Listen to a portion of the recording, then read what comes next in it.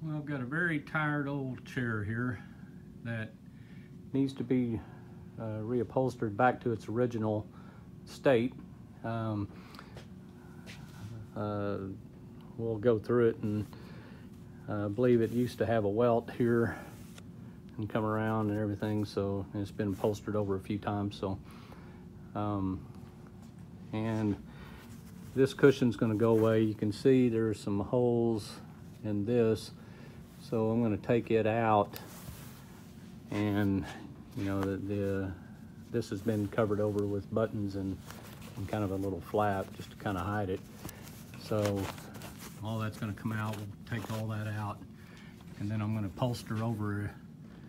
The out back will be upholstered from in here, and you'll see it back here. And then we'll put a new one on, and then we're gonna, because we're using a vinyl, we'll end up putting nails around this part of it, but this part will, you know, have welt and everything. So, all right, let's get started on this project. A really great tool for removing staples can be just a good, solid old Phillips screwdriver head. Now you could cut off a flathead and then grind it down, doesn't matter, but this was probably an old Phillips head, and what we do is just take on a grinder and grind it down to a point, and that makes a really good staple puller.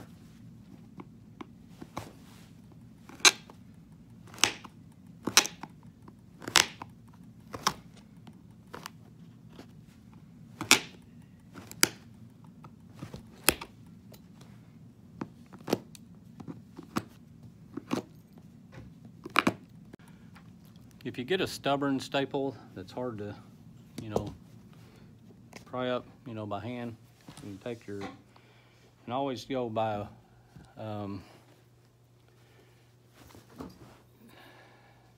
don't ever just do it right in the center, always do it on an end.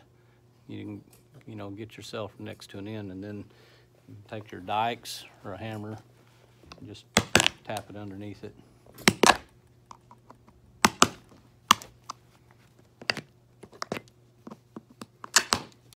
Okay, this has a 2-inch foam on it, and then on this front board it has a 1/2-inch board, or a 1/2-inch poly. So I'll be putting it back with new of the same. I'll be using a high density 2-inch foam here, and then I'll put a 1/2-inch foam here, and I'll have my high density 2-inch foam stick out about the same amount as this is going to stick out, so it'll come straight over it, you know, like that. One little upgrade I want to do to this is when you bring a welt, especially in a vinyl or a thicker fabric, over an edge, it creates a pretty thick area where the welt part goes compared to where just the fabric goes. So what I'm going to do is I'm going to add this little about 1/4-inch board, and I'm going to add it about a 1/2 inch from each side here. And that way when I pull my fabric over, I'll staple it normal, but the welt can go in this area, and then it'll look fairly level.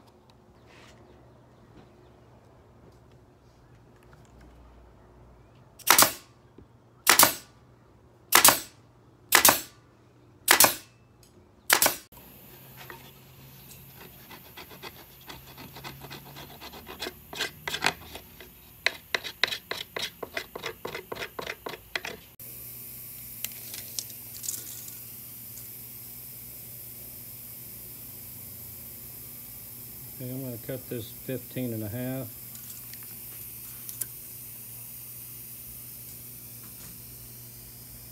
Not 15.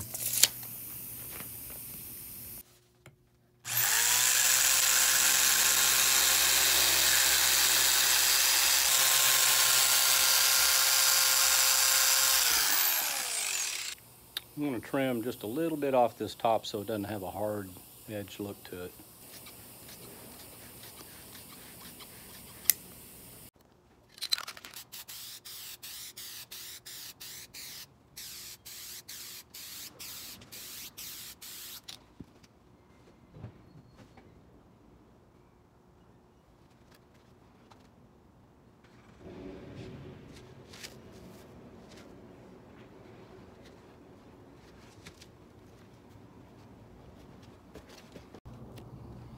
Okay, what I'm going to do next is I'm going to get two different types of measurements. I'm going to get a measurement that comes from around in here where I want it to finish, up and around, and down and back underneath.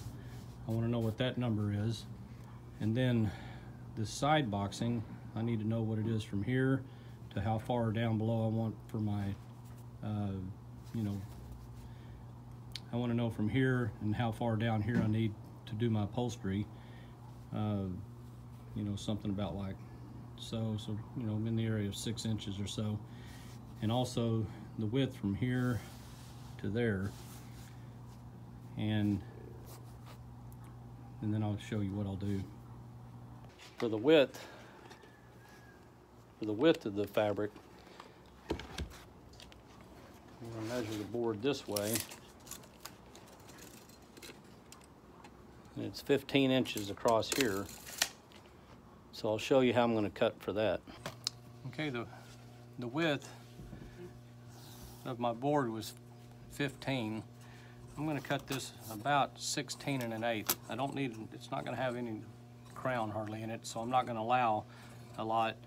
In some cases, you know, I may allow up to even an inch or some just a quarter, and then, but I don't want this one sticking out wide on the board, so I'm going to do it about 16 1/8. What that is doing is allowing for the seam and just a little bit of crown. Okay, this being my front, I'm going to measure back 15 inches to where that notch was.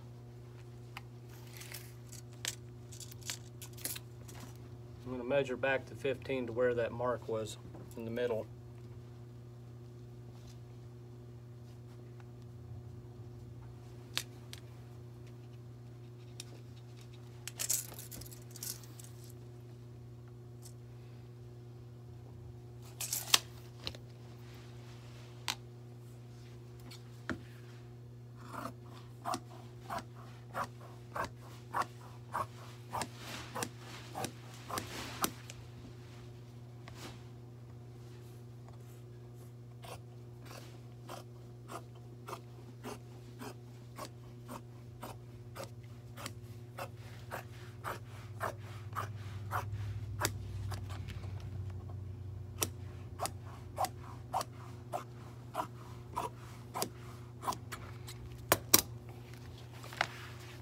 Okay, so I've got the 27 by 16 1/8 that I need.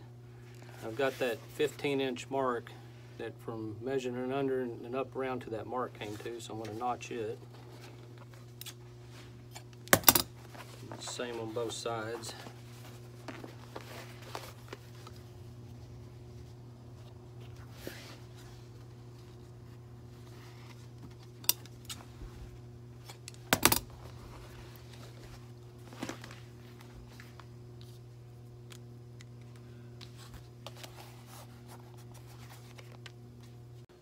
Now, if you remember, the side of the seat was 15 deep, and I'm allowing 7 up and down so that I can come down over the edge around that little area that was on the bottom to allow for that overall height of it.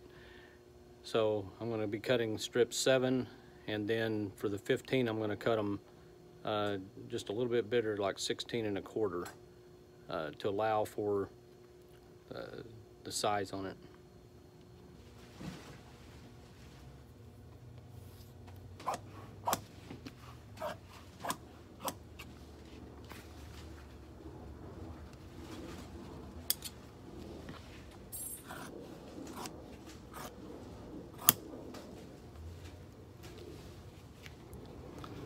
Okay, you can see here I've got my sides. These are my sides blocked out. Now they're allowing for the 16 1/4 is allowing for the seams on each side and a little bit of the crown that goes into the depth of it. But because I don't want my corners square like that, and take and round them off a little bit.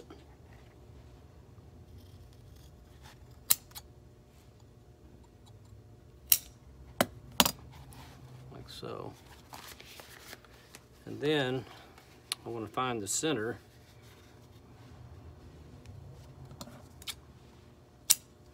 Now, once I sew it together, these notches will line up, and then you'll have the one that comes down here long enough to be around for the front, and then I've got enough that comes down this side for the back.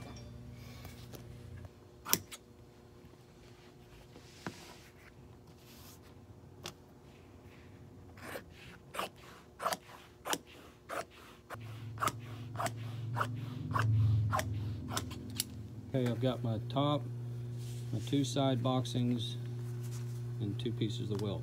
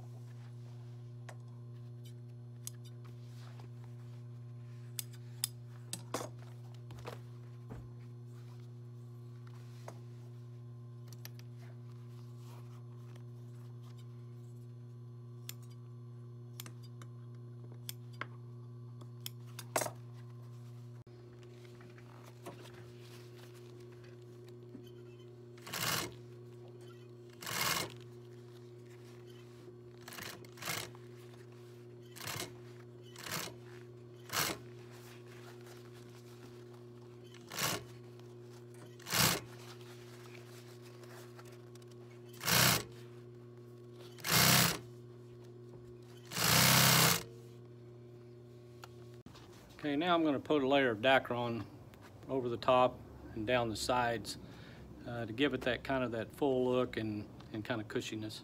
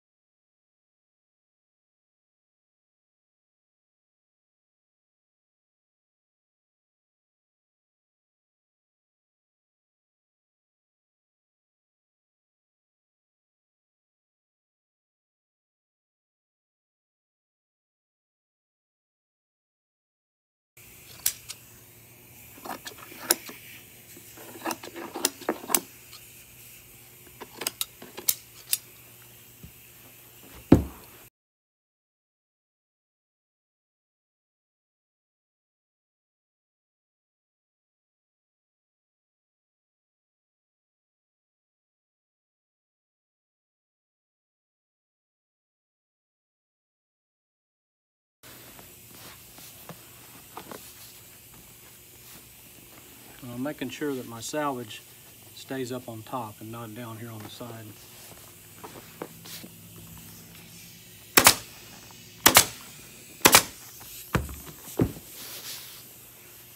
Okay, I've generally got this on here, and now I'll start doing the finishing.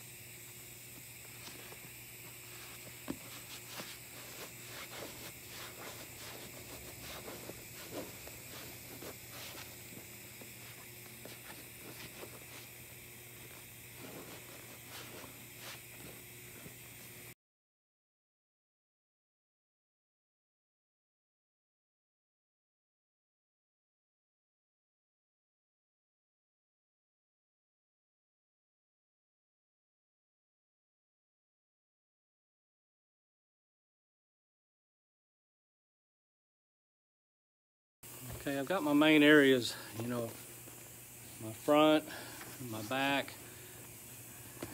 and down most of my sides, and in this area here, this is the area that needs to be fitted properly there. So I've got that done, and now, you know, I've got all these loose corners on everything, and I'm going to start working those. And what I'll do is I'll go in and thin them out so that I don't have a bunch of bulky layers any more than necessary.